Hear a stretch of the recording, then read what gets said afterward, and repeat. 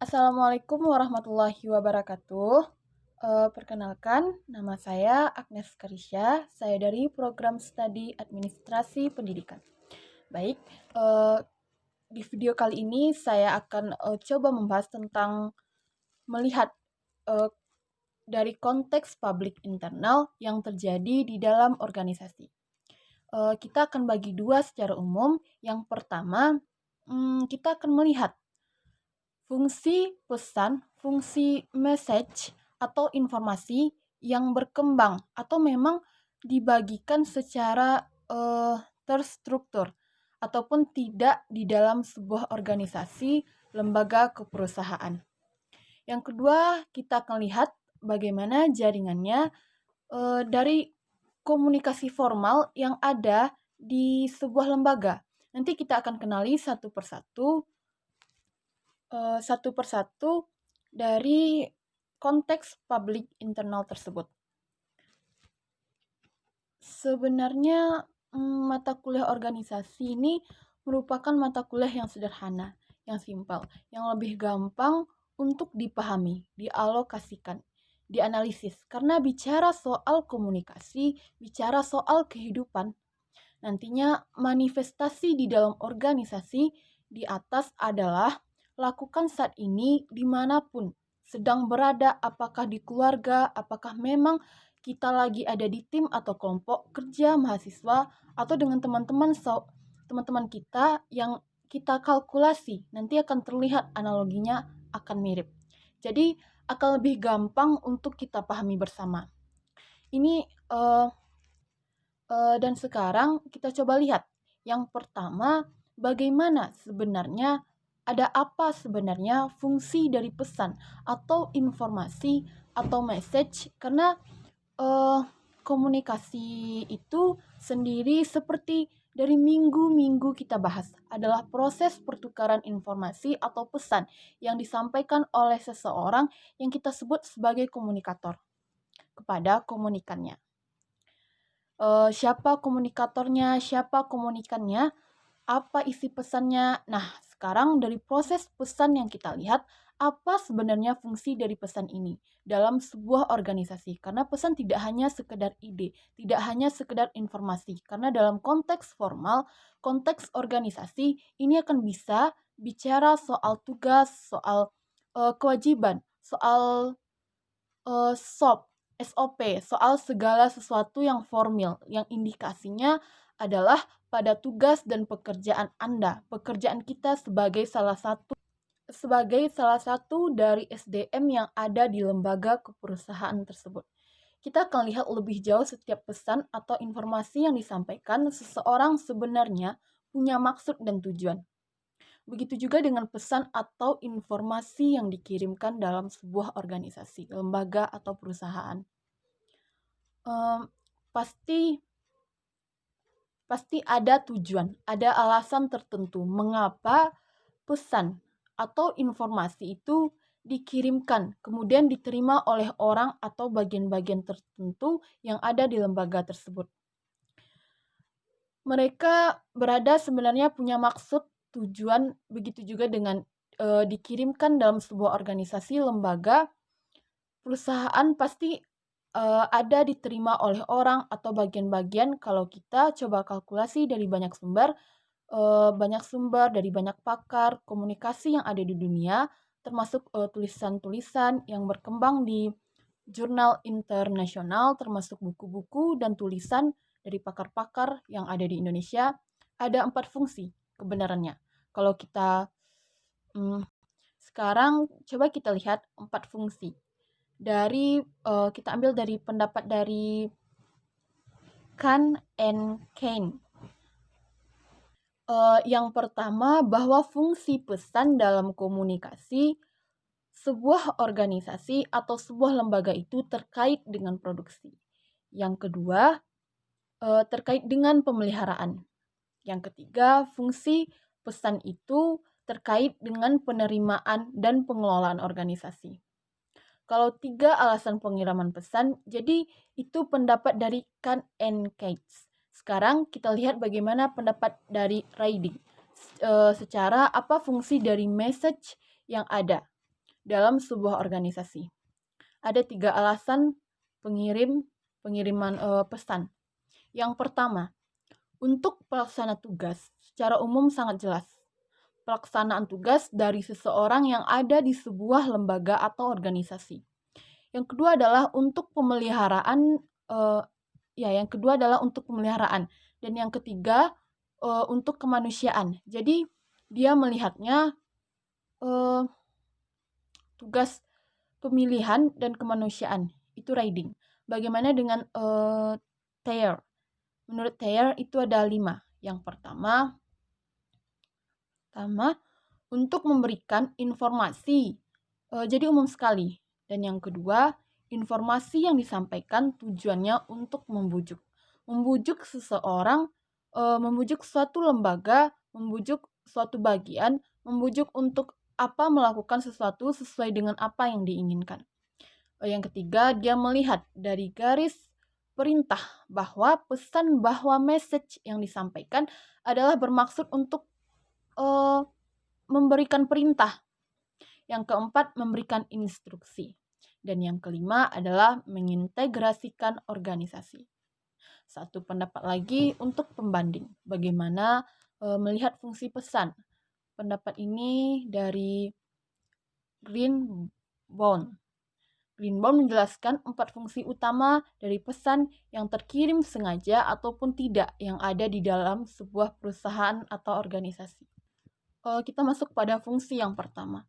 Fungsi pertama untuk mengatur segala sesuatu, termasuk mengatur perilaku, mengatur pekerjaan, mengatur pola yang terjadi di dalam sebuah organisasi, sehingga mereka bekerja sesuai aturan yang ada.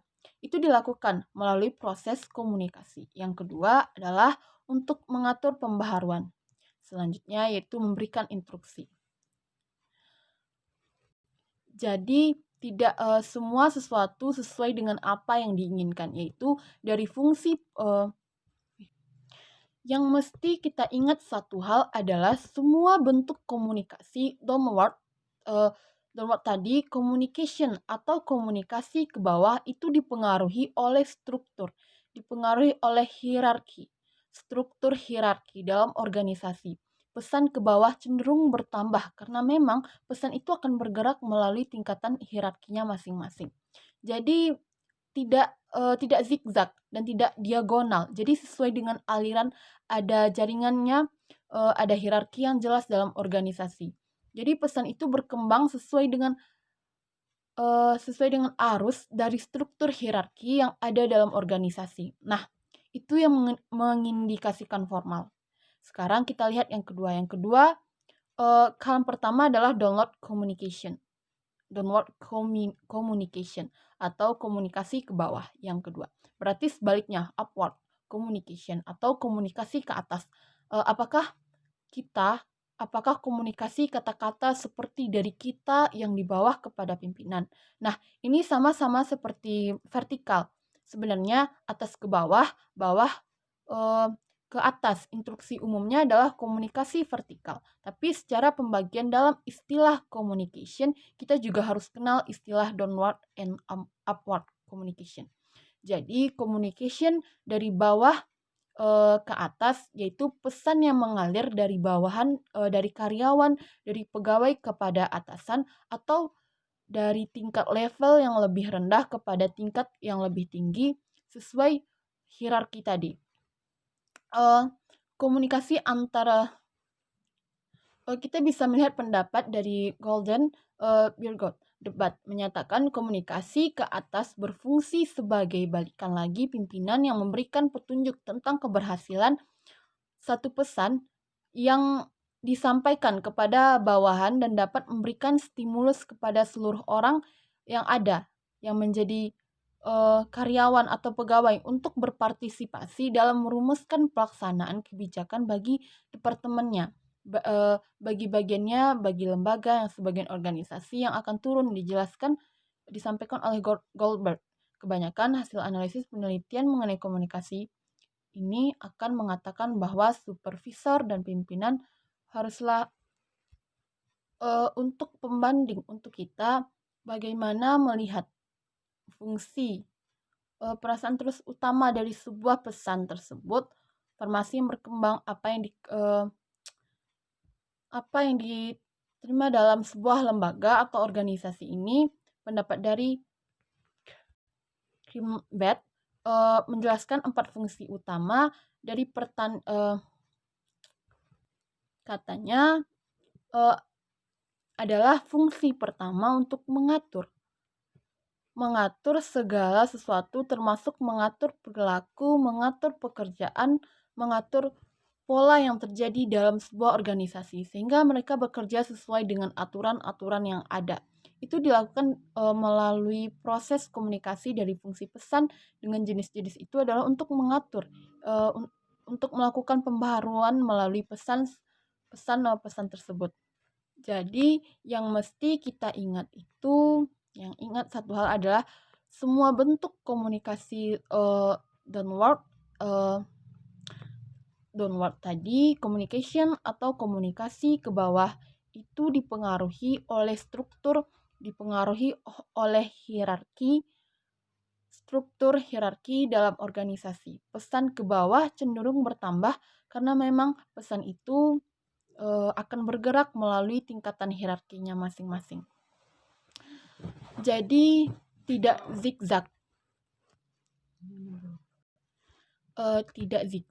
dan tidak diagonal. Jadi sesuai dengan aliran, ada jaringannya, ada hierarki yang jelas dalam organisasi. Jadi pesan itu berkembang sesuai dengan arus dari struktur hierarki yang ada dalam organisasi. Nah, itu yang mengindikasikan formal. Sekarang kita lihat yang kedua. Yang pertama adalah downward communication. Sebaliknya adalah upward communication. Upward communication atau komunikasi ke atas. Apakah komunikasi seperti dari kita yang di bawah kepada pimpinan? Nah, ini sama-sama vertikal sebenarnya, atas ke bawah, bahwa ke atas instruksi umumnya adalah komunikasi vertikal. Tapi secara pembagian dalam istilah communication, kita juga harus kenal istilah downward and upward communication. Jadi, communication dari bawah ke atas yaitu pesan yang mengalir dari bawahan, dari karyawan, jadi communication dari bawah ke atas yaitu pesan yang mengalir dari bawahan, dari karyawan, dari pegawai kepada atasan, atau dari tingkat level yang lebih rendah kepada tingkat yang lebih tinggi sesuai dengan hierarki tadi.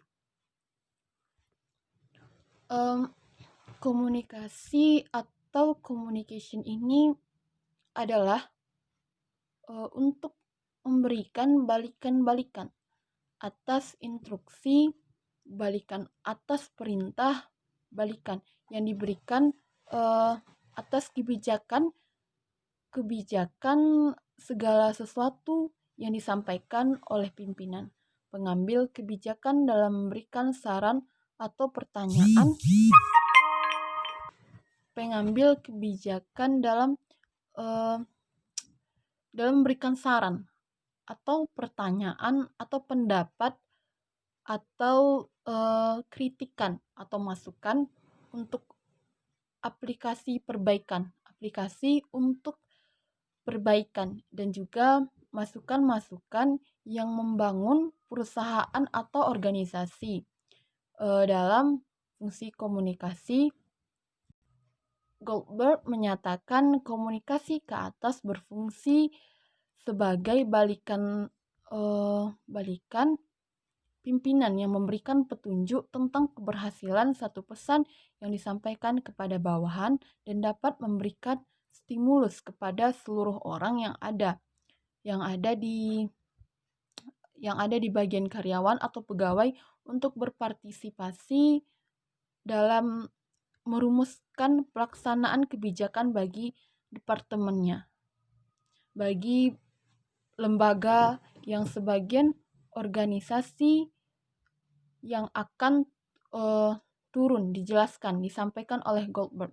Kebanyakan hasil analisis penelitian mengenai komunikasi mengatakan bahwa supervisor dan pimpinan harus bijak. Baik, mungkin hanya itu yang dapat saya sampaikan. Terlebih dan terkurang saya mohon maaf. Saya kira saja dengan Assalamualaikum warahmatullahi wabarakatuh.